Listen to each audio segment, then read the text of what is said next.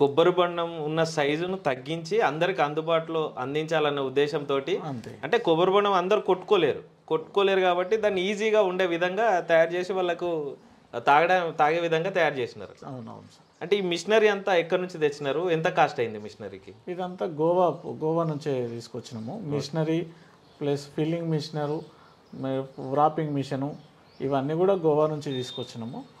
గోవాలో ఒక కాంట్రాక్ట్స్ వల్ల ఎవరికైనా కావాలంటే కూడా మేము సజెషన్ ఇస్తాము. అంటే ఈ మిషనరీకి ఎంత ఖర్చు అయింది మీకు తీసుకురావడానికి? 5 to 7 lakhs మధ్యలో అయినాయి మిషనరీస్కి. 5 నుంచి 7 లక్షల లోపల ఇదంతా సెటప్ చేసుకున్నాం. 3 phase లైన్ అవ్వండి, ఇంకా వర్క్ మీటరు, సపరేట్ మీటర్ ఒకటి వస్తుంది.